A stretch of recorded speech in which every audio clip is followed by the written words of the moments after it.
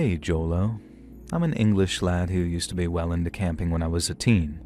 Me and some buds used to go onto the moors whenever we got the chance, and we just pile into Chegger's car on a Friday night and F off into the middle of nowhere with some tents and some bevies, some disposable barbecues, and more meat than we knew what to do with. We'd gotten into camping and orienteering when we did the Duke of Edinburgh stuff in school, which is basically a series of challenges relating to wilderness survival and community stuff. One of our mates, Milo, had gotten so into it that he'd effed off to join the army, but the rest of us just kept the tradition up during holidays from uni. We weren't all sporty guys or anything like that. Well, some of us weren't.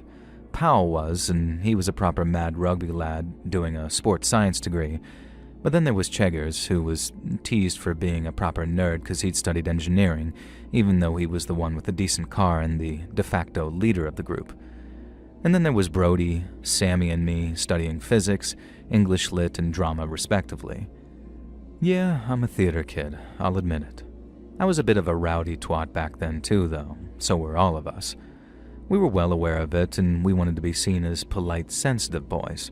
That's why we like to go out in the absolute middle of nowhere, and all the mud and cow crap and English pea super mornings, and just let loose.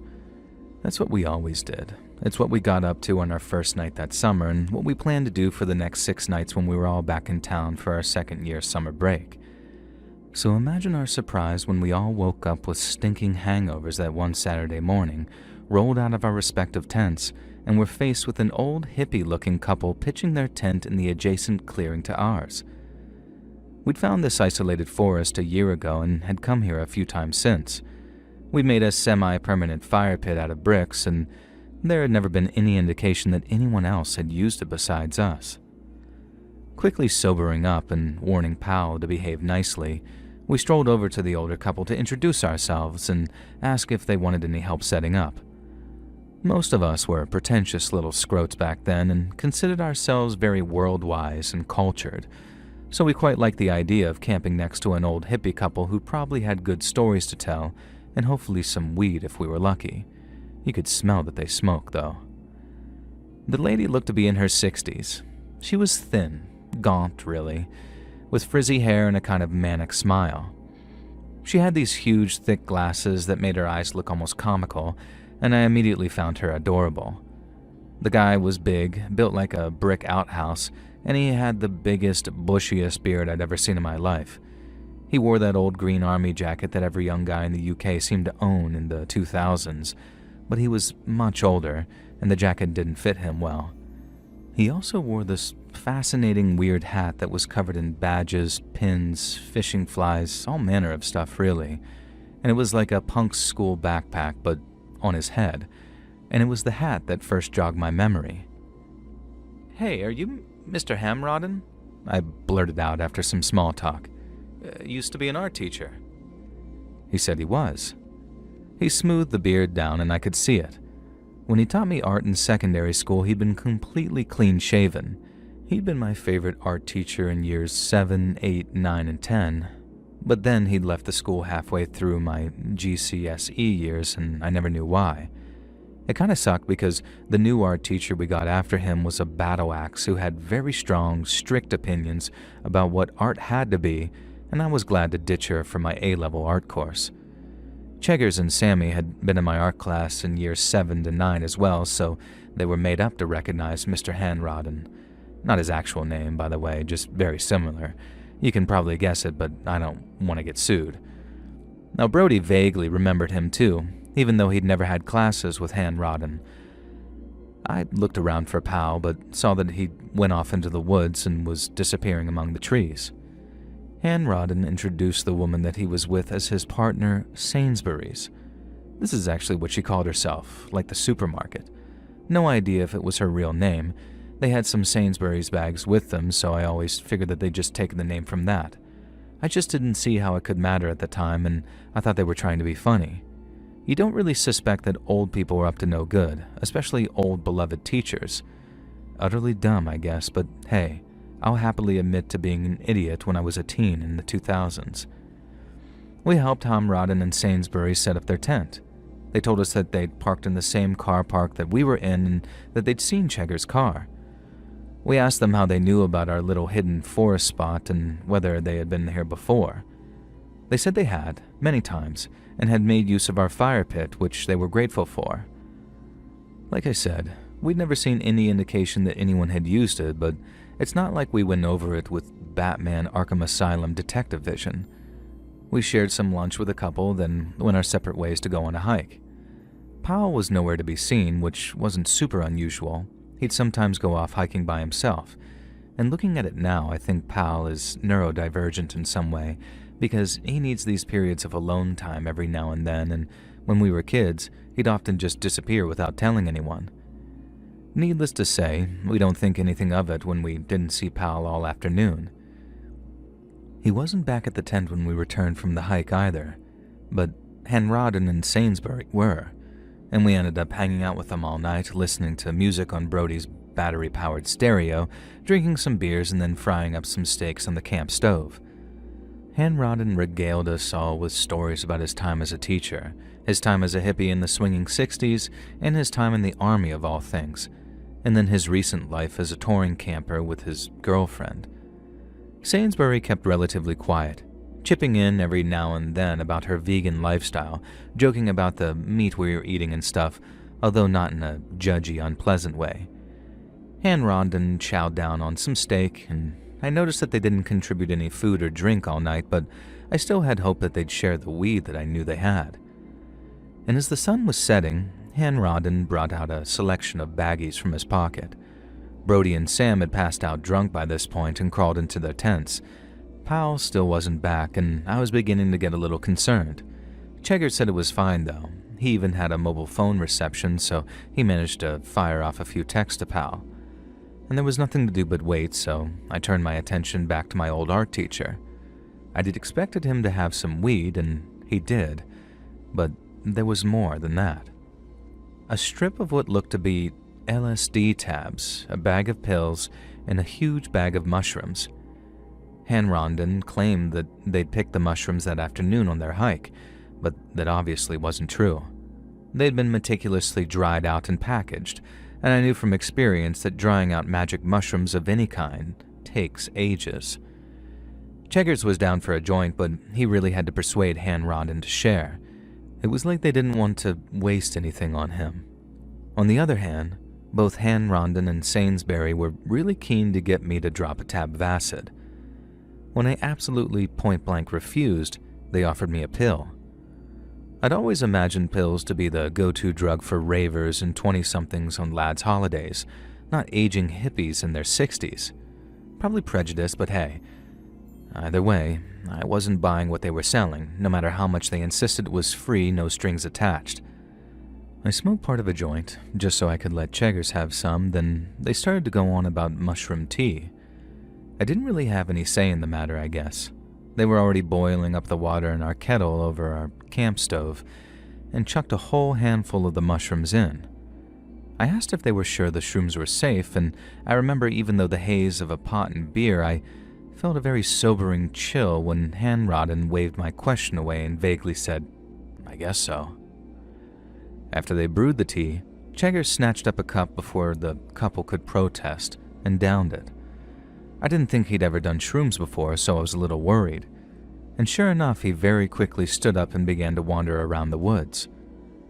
I get a nagging panic in the back of my mind that I needed to take care of my friends. Cheggers was stumbling around hallucinating gnomes, and Sammy and Brody were passed out, and Powell was God knows where. Unfortunately, I was forced to primarily focus on myself. Hanrodden and Sainsbury were trying to force a huge mug of mushroom tea onto me in between more attempts to get me to drop a tab. It was all getting a bit much for me, and I felt the fear build up in my chest. I was pretty stoned and regretting my decisions immensely. The cold chill of paranoia gripped the back of my head, and I started puking into a pile of leaves. Sainsbury came over to me and put her thin arm around my shoulder. She led me back to the campfire and Hanrodden held up a cup to my lips and tried to feed me that mushroom tea. I pretended to drink, closing my mouth to the lid, then smacking my lips like it was the most delicious thing I'd ever tasted. Puking had caused me to start sobering up. Cheggers was frolicking through the trees, trying to catch a gnome or a fairy or some such thing that he was yelling about. My vision was blurred and confused, and panic was starting to grip me. I felt Sainsbury rubbing my shoulders, and then Mr. Hanrodden doing the same. He was talking about a commune in the 60s or something, free love and nudism. He asked me if I wanted to take my clothes off, and I said no. And both their hands were all over me, prodding and poking and groping. They tried to put a pill in my mouth and I spat it out, shouting at them. Nearby, Cheggers let out some whoop of joy and then collapsed into a heap on the forest floor. And to this day, I have no idea how much of what I saw was panic and how much was a skunk-induced hallucination. The weed I'd smoke had to be laced with something. There's no way that the residue of the mushroom tea against my lips would have caused any hallucinations, I don't think. Hanrodden took on the appearance of the devil, a demonic face glaring from his huge beard. Sainsbury was a crowing harpy, and the forest around us was filled with laughing, shadowy figures, and Hanrodden was telling me that everything would be better if I just gave in and took my clothes off with him. Then he started doing things to himself. Even as a 19-year-old, it made me sick to see an adult old man doing that toward me, and I began to scramble away, blinking frantically to clear my mind of the fog and confusion they'd forced on me with the drugs and booze. And then I heard it, a visceral, furious bellow from the forest. For a moment I thought it was Bigfoot, or a werewolf, or a mountain man, and then my mind cleared, and I saw my mate Pal charging through the trees, swinging a great big stick as he ran. He hooted at Hanrodden, telling him to get off me and leave me alone. Then he swung the huge branch he held and crushed Hanrodden's tent in one smash. That guy was scrambling away from Pal, dragging Sainsbury with him. Pal ran to me and held a can of Coke to my lips. He had me drink and then slapped my cheeks gently. The sugar and the shock helped me sober up a bit more, and I joined Pal in screaming at that old art teacher, who was struggling to pull up his pants as he scrambled along the forest floor. Pal advanced on the elderly couple, swinging his tree branch, and I watched them exchange words. Pal grabbed Hanrodden by the collar and shook him, shouting and spitting into the old man's face. I could vaguely understand why, but everything still seemed like a chaotic nightmare. My head was spinning, my heart was pounding, and I watched as Pal escorted Hanrodden and Sainsbury into the trees and away. And slowly, I passed out. I woke up in the tent as the sun was rising, and crawling out, I came face to face with two very hungover friends, Sammy and Brody. Pal was there too, fresh-faced and rested. He hadn't taken anything the night before, so for once in our lives, Pal was actually the designated sober guy. And he explained that he had chased off those weirdos and made sure that they'd gotten into their car and left. At first, I freaked out, forgetting the events of the night and thinking Pal had forced them to drive drunk and stoned. But then things came back to me.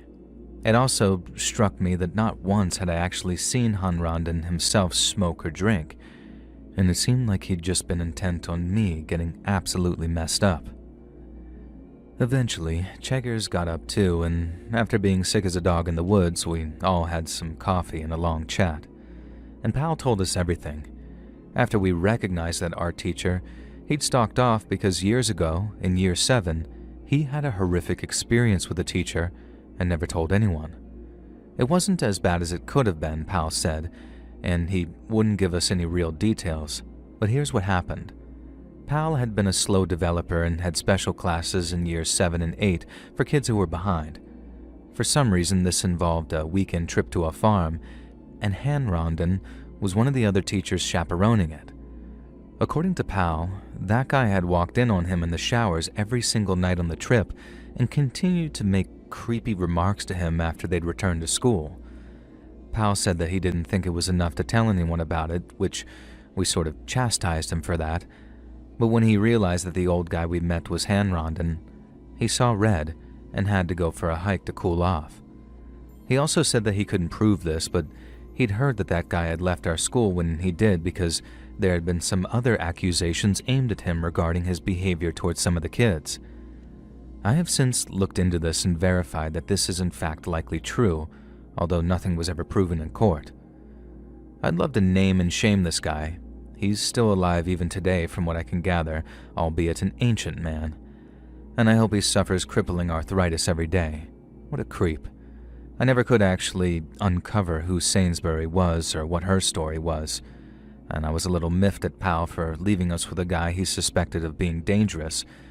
But we were all grown adults, even if only just, and Powell was the only one who eventually came and saved us all after all. But yeah, that's the story of how my former art teacher drugged and groomed me. Kind of put a damper on the camping trips, and I can't help but wish that Powell had cracked that dirty old man a proper one with his tree branch. It's truly what he deserved.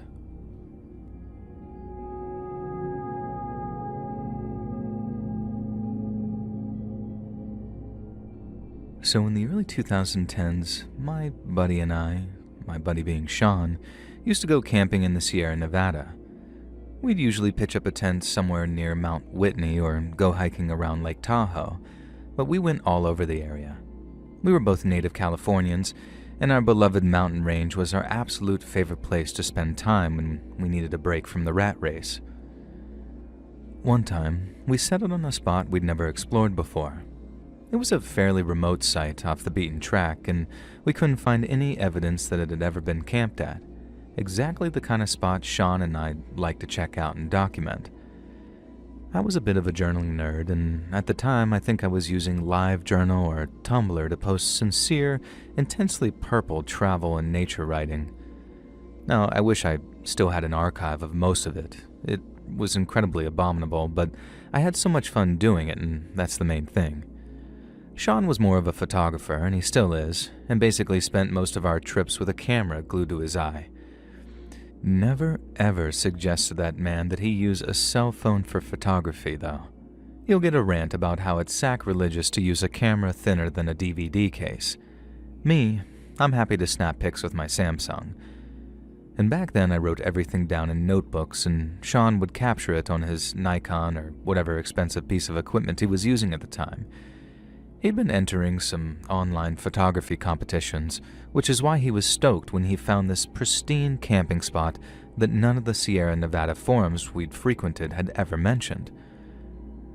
We set up a tent and spent the night beside a bunch of trees, and we cooked up some burgers on our little stove there and then settled in for the night. And everything passed without incident, and we awoke refreshed the next day, ready to explore the area.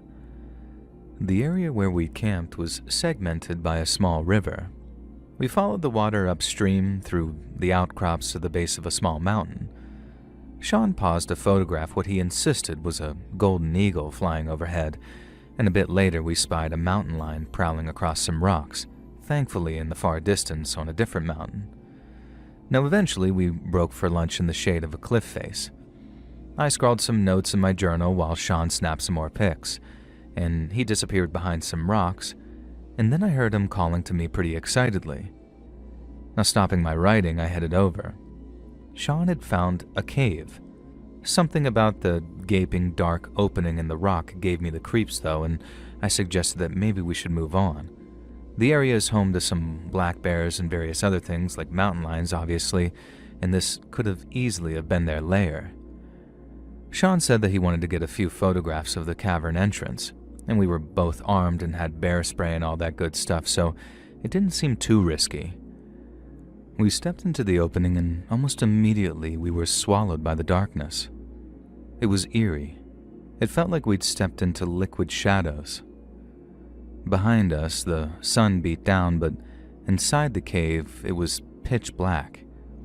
I snapped my flashlight on, warning Sean not to take any flash photography just in case it startled anything that might be lurking in the cave. The cavern seemed to descend deep into the rock.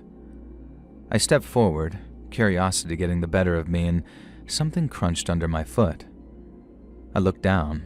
It was some kind of bone, the leg of a deer or cow or something. I felt Sean's hand grab my arm, and he whispered something and nudged my flashlight upward. There was movement deep in the cave, and I tensed, trying to decide if I should reach for my gun when Sean spoke again. "It's a person," he said. A shadow darted across the beam of the flashlight. It did look like someone was up ahead. A humanoid shadow flashed across the wall for a split second, and I was sure that I saw some pale flesh in the beam. I called out, "Hello?" My voice echoed through the dark cave. Sean was whispering that we should hightail it out of there, and I knew he was right, but the explorer in me was winning out. I was curious. There are all sorts of rumors about mountain folk living in the Sierra Nevada. My uncle used to tell one story about a family that he'd known that were so poor that they lost their house to the bank and had to go live in a cave. He told it to me as a cautionary tale, a reason to be thankful for what I had, but I'd always found something romantic and fascinating about the idea of impoverished folk living in a cave in the mountains. I dreamed of it as a kid, and now there was a chance that I could meet someone who actually lived here. It was fascinating.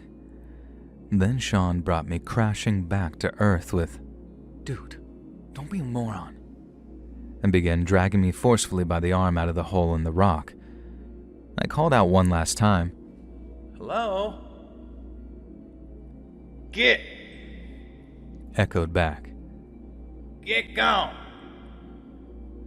Then a string of curse words I won't force you to read for your YouTube monetization reasons. It certainly didn't sound like some feral mountain man. In fact, it sounded very much like the junkies I'd seen panhandling on the Strip or on any low-income street you'd care to walk down. And at that moment, my illusion was shattered. We ran out of the cave, tails between our legs, and decided that was enough exploration for one day. Time to head back to our tent. And by the time we did, it was mid-afternoon, and I was looking forward to kicking back and getting some writing done. Nothing doing, though, because when we reached the tent, we were met with a completely terrifying sight. Our tent was covered in blood. At least that's how it looked at first in our momentary freak-out panic. We've been talking about mountain men and cave-dwelling junkies for the entire walk back, so I'm not surprised that we jumped to conclusions. But when your tent is covered in red liquid, what do you assume? Now, up close, it was much clearer that it was some type of paint. Someone had tossed a can of red paint all over the outside of our tent. Thankfully, we hadn't left anything important behind, but the tent itself was clearly ruined. More paint had been splashed into the interior, soiling the sleeping bags too, and there was even the word "leave" having been written in paint across the canvas. And at that moment, of course, we did.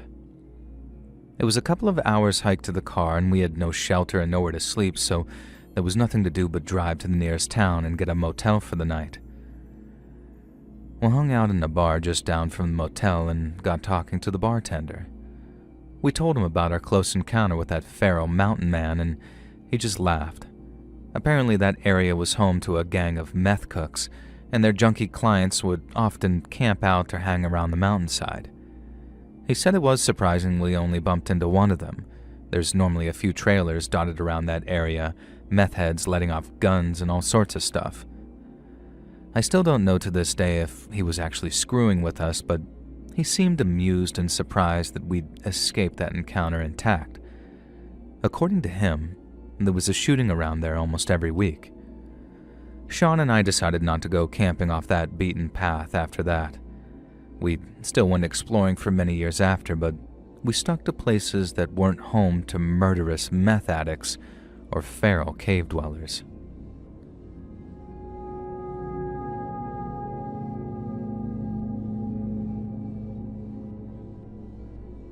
About 6 years ago now, I was dating a girl who I'll just call Julia. I'd been with her for about 8 months when the story took place. We had, so I thought, a pretty normal, happy, healthy relationship.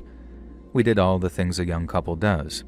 We lived and worked in the same town, we met on OkCupid, and we had a few dates and then got serious.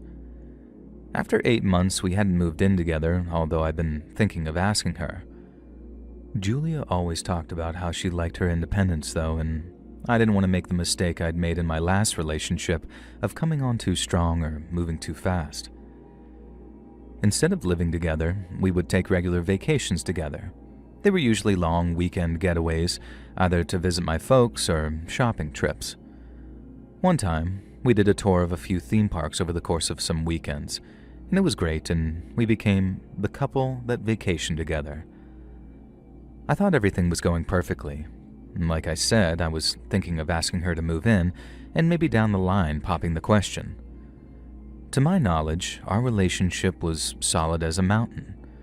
And I'm sure that since I'm saying all of this, you've already worked out that it wasn't. Instead, it became a source of crushing fear for me in a way that I could have never have predicted. We'd never been camping before. We didn't want to have to spend too long on the road, so the nearby state of Rhode Island seemed like a perfect destination.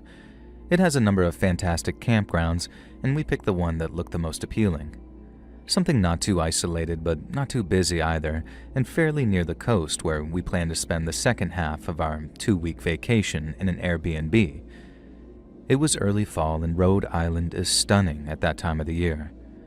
The drive down took maybe 8 hours, including a couple of stops, and as we passed into the forested countryside in the heart of New England, Julia couldn't stop talking about the natural beauty around us. And in that moment, my heart swelled with love and excitement at spending 2 weeks in beautiful Charleston with Julia. The campsite was beautiful. We picked a quiet time to come, so there weren't that many other campers around, and our spot was gloriously isolated, tucked away on the very outskirts of the camping area with a forest right next to our site, and a beautiful little pond twinkling in the afternoon sun just a short distance away.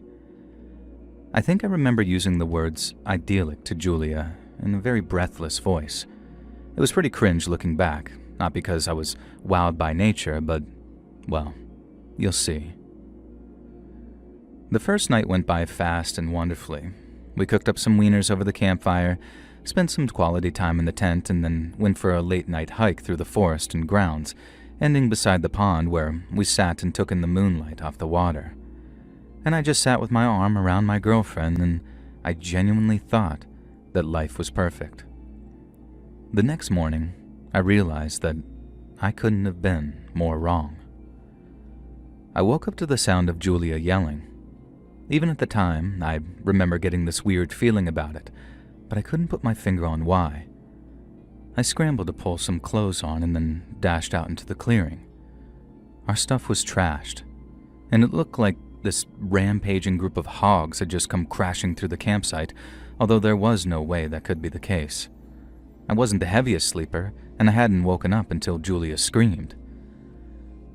And I looked around in dismay. Our cooler of food, which we'd left sealed in the car, was completely smashed everywhere. There are only a small number of black bears in Rhode Island, and none remotely close to this family commercial campsite. Burgers, sausages, mac and cheese, and all sorts of stuff lay scattered about the camp, like some kind of high school food fight gone wrong. A case of beers had been punctured and thrown around the grounds, and the whole place just stank of that old yeasty alcohol. And then it struck me that if the cooler from the car was smashed, that meant... And then I turned up to look. And of course, the back windshield of the car was smashed, and that's seemingly how they'd gotten the cooler out. Not only that, my beautiful new BMW had these terrible gouges and scratches in the paintwork on one side, and I literally almost wept when I saw that. Honestly, that car was my baby. Julia was yelling frantically. She told me they'd smashed our phones and gestured to a pile of shattered glass and electronics at the base of a large tree. And she was right. Both my phone and hers were completely destroyed. Something about this piqued my curiosity, though, but I was too shocked and dismayed at the whole scenario to really think much about it. There was just this nagging, unpleasant feeling about the phones. Finally, Julia pointed to the forest nearby where some of her clothes, which had been in a case in the car, were thrown over the bushes. In particular, a few of her underwear were on prominent display. Julia immediately and forcefully began telling me her theory about what had happened. A group of guys, probably frat bros, had come rampaging through our camp at night, drunk out of their minds. They'd decided to screw with us and terrify us. And Julia had, she insisted, seen the group of frat bros camping on the other side of the campsite when we'd first arrived the day before.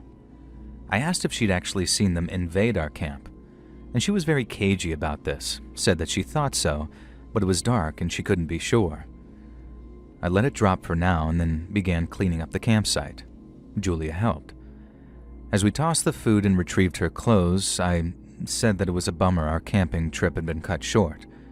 And Julia shocked me then by looking horrified, grabbing my hands, and begging if we could stay. I questioned this.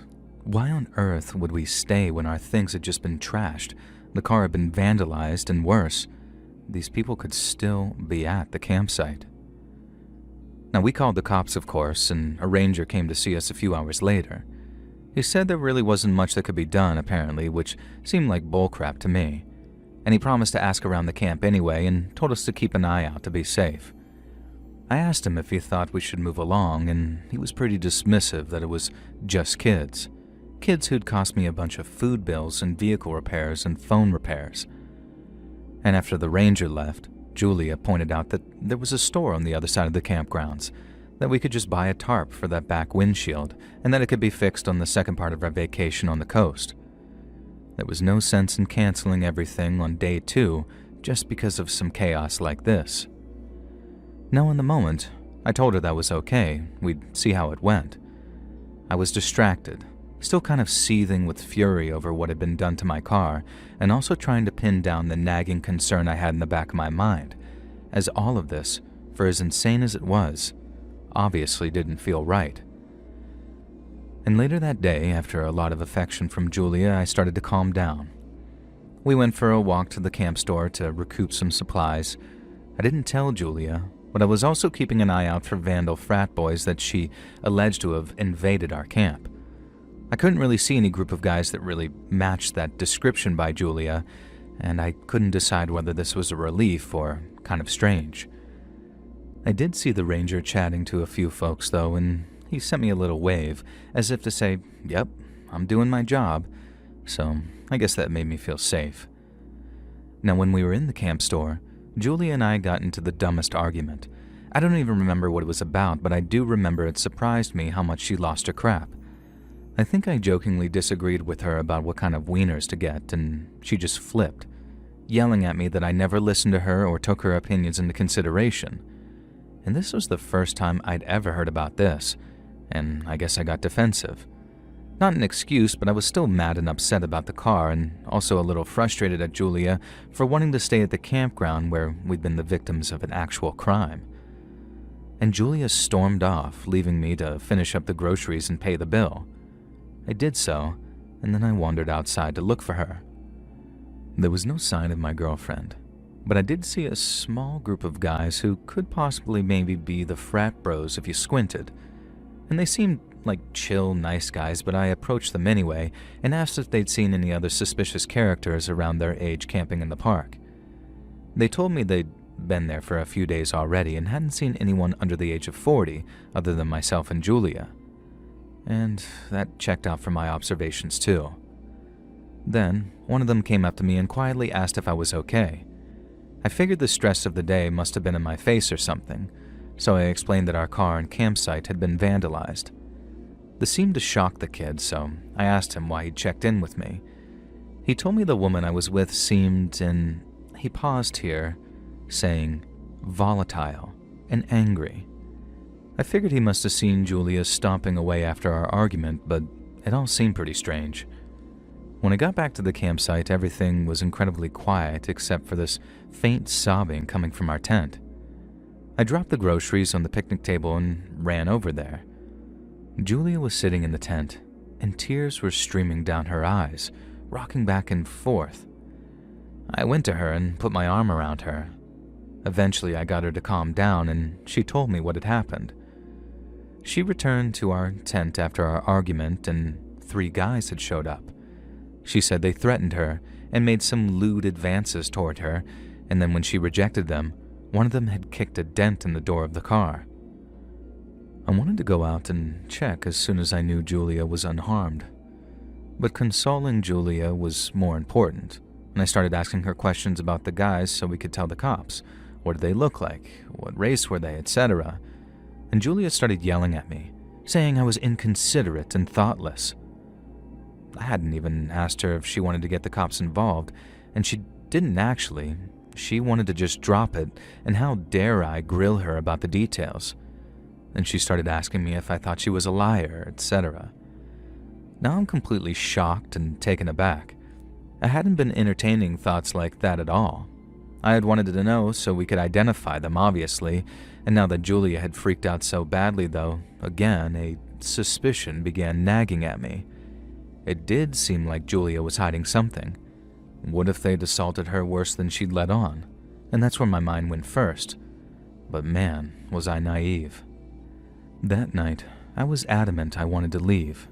There sure was a dent in my car door, and the whole vacation had been completely tainted and overshadowed by this stupid series of terrible assaults.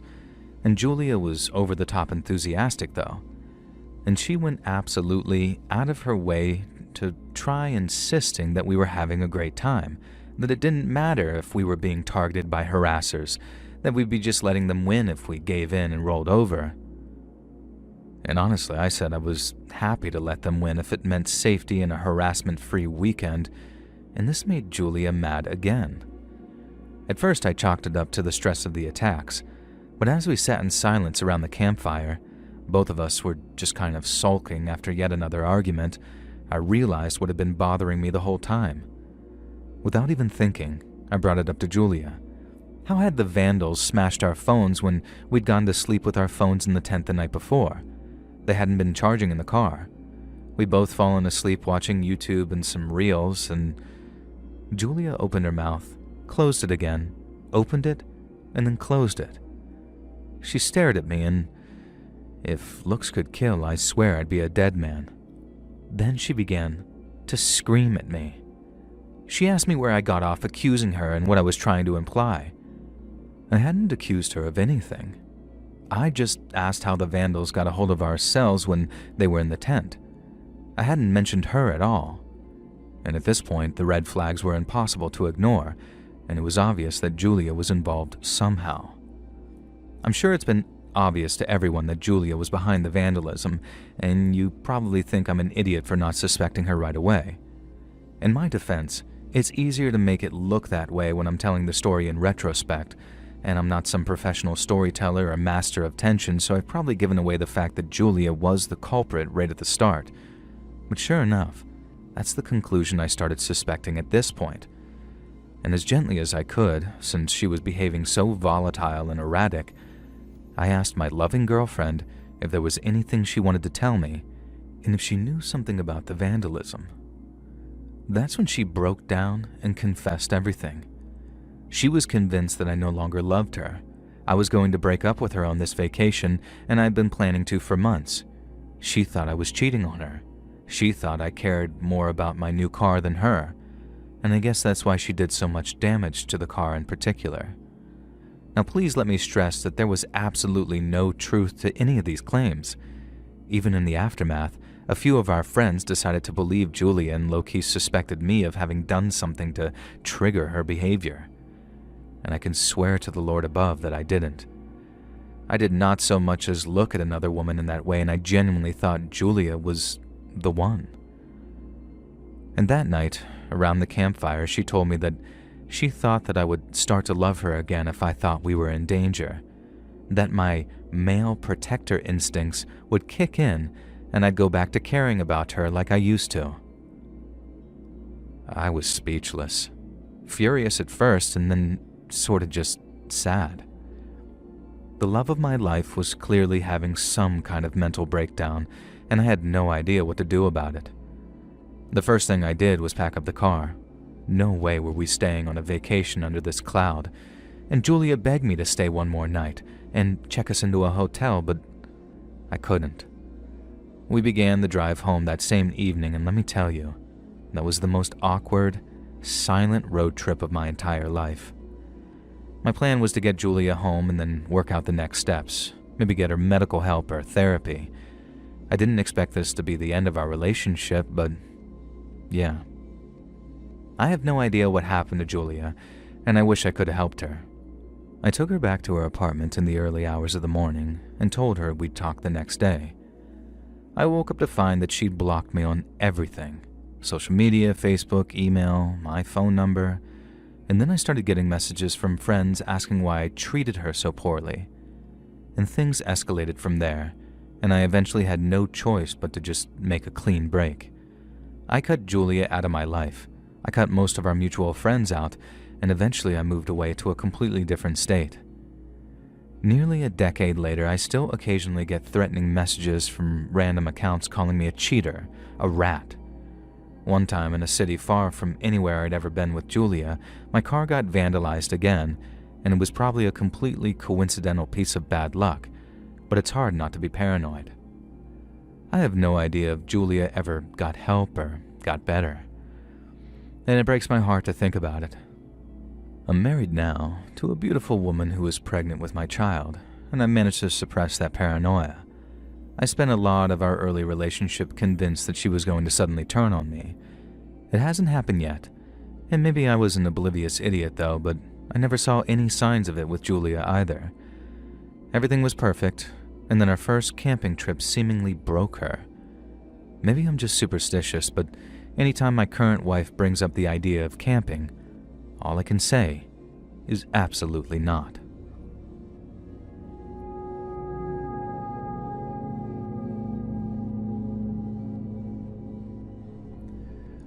When I was a much younger guy, I did a lot of stupid things to try to impress a girl, most of which I don't really want to get into right now, but maybe the most reckless one that I'm willing to admit to was I agreed to protest a fracking development in a small village in Sussex.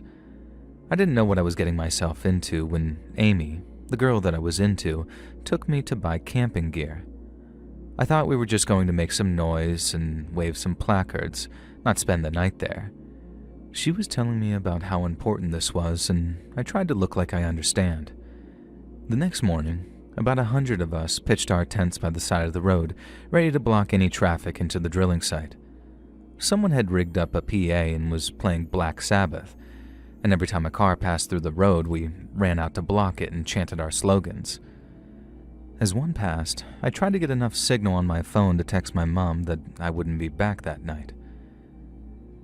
Later in the day, when everyone had eaten all the snacks they brought, one legend had brought a whole barbecue and enough burgers and sausages to share, almost evenly cooked, and we all went back to our tents. We got there a bit too late to get the best spots, so ended up a bit further back than the rest of them, but I didn't think that would matter.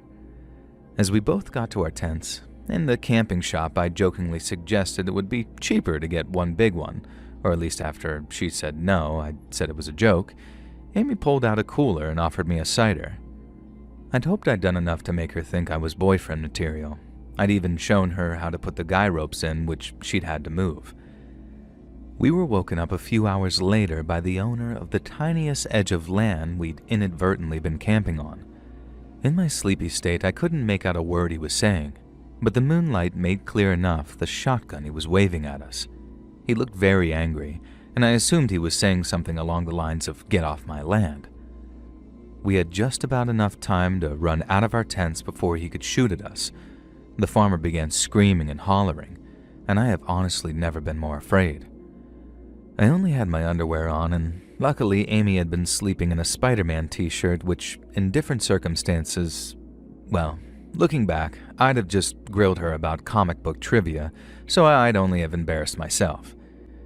In our panic, we didn't run towards other camping protesters and safety, or at least numbers, but in the other direction. The road we'd been protesting on was between two villages, and I knew that there was no chance we'd make it to the next one before the farmer caught up with us.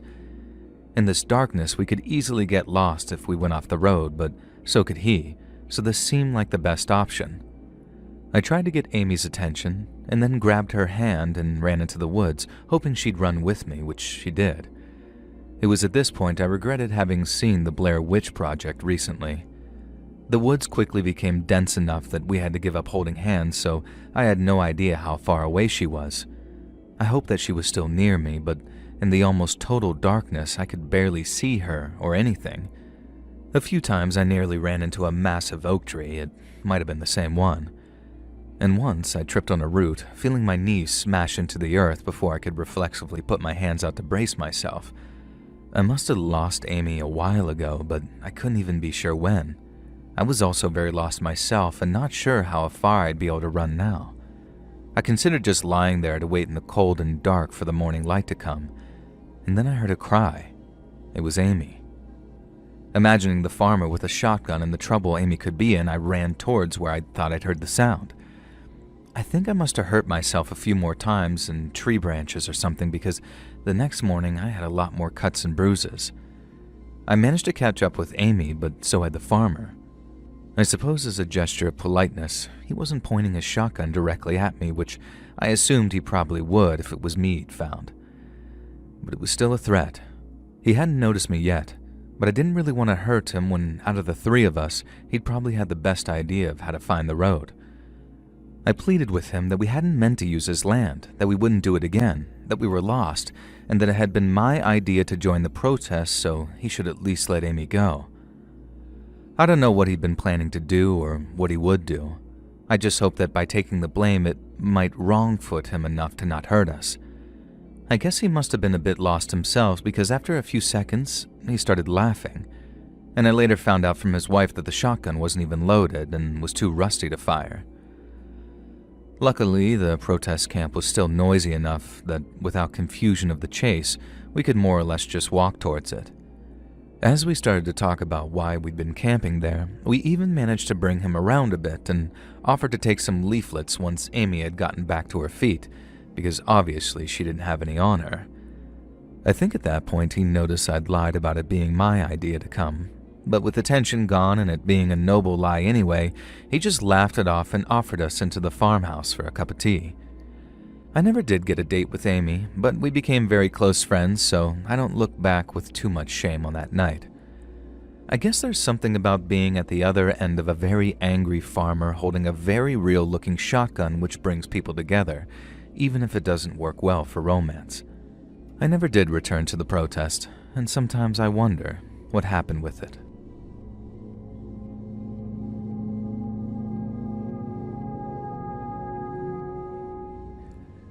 My name's Anton, and I'm from Germany, and please pardon if my English is not perfect.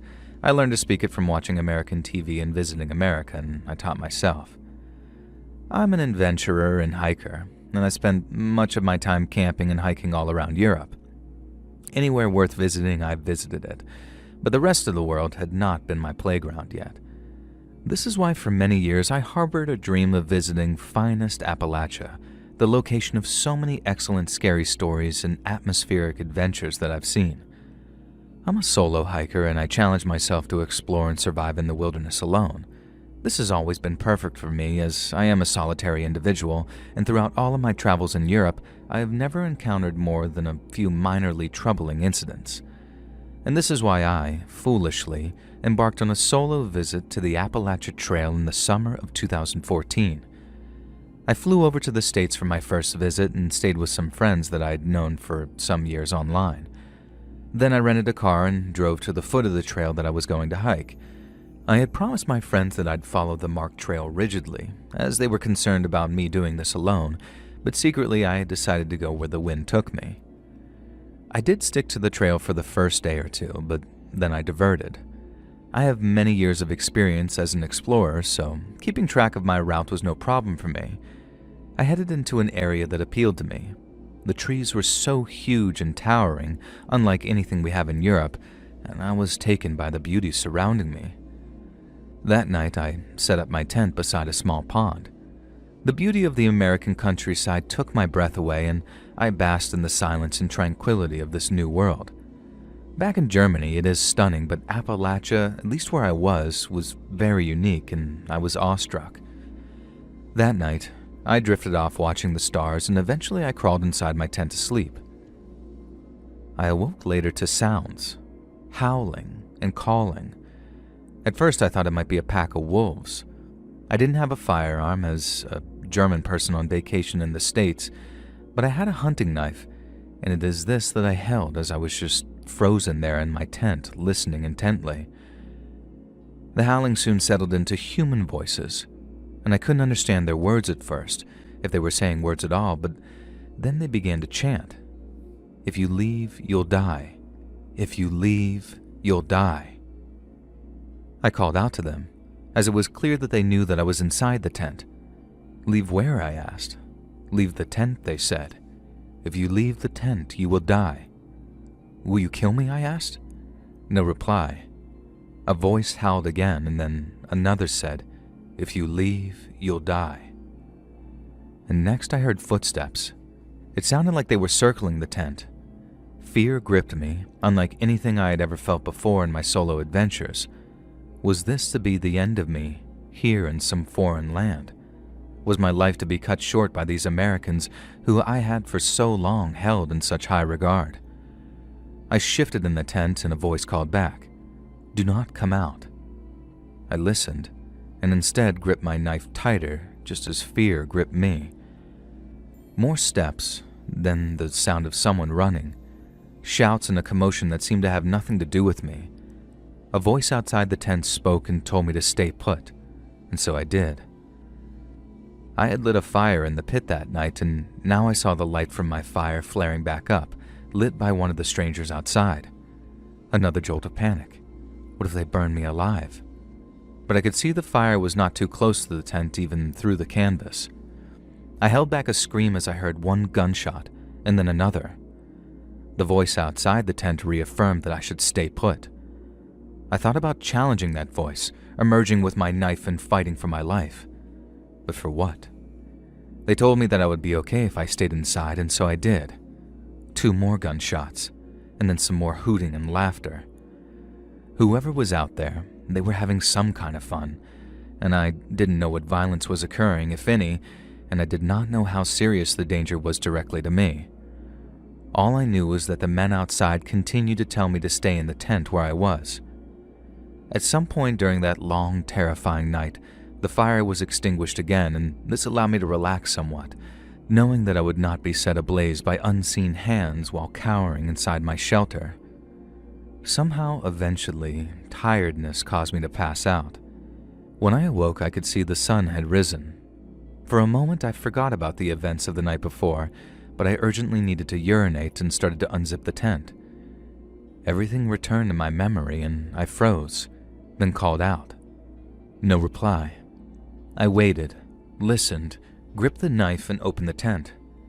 I could see no signs of anything that occurred in the night, except for the fact that some of the undergrowth had been trampled down. Sitting by the fire, though, was a 6-pack of beer. It had not been there when I went to bed. I didn't drink it. I just left it where it was. 2 days later, I emerged from that Appalachian Trail area with my dream trip cut short. I've since hiked the Appalachian Trail again, but not alone, and within the safety of the trail markers. I have asked many people what they think I may have experienced that night. Nobody has any clear answers, and I don't either. I try to convince myself that I was the victim of a cruel prank, but it's hard to know for sure. They say strange things happen on the Appalachian Trail. Germany is the same, but not quite as much. Appalachia is beautiful and haunted and dangerous. I will go yet again someday, and as I do every time I visit that most remarkable of areas, I will pray that I don't encounter those men ever again. Hey friends, thanks for listening. Click that notification bell to be alerted of all future narrations. I release new videos every Monday and Thursday at 9 p.m. Eastern Time, and there are super fun live streams on Sundays and Wednesday nights. If you got a story, be sure to submit them over at my email, letsreadsubmissions@gmail.com, and maybe even hear your story featured on the next video. And if you want to support me even more, grab early access to all future narrations and bonus content over on Patreon, or click that big join button to hear about the extra perks for members of the channel. And check out the Let's Read podcast, where you can hear all of these stories and big compilations located anywhere you listen to podcasts. All links in the description below. Thanks so much, friends, and I'll see you again soon.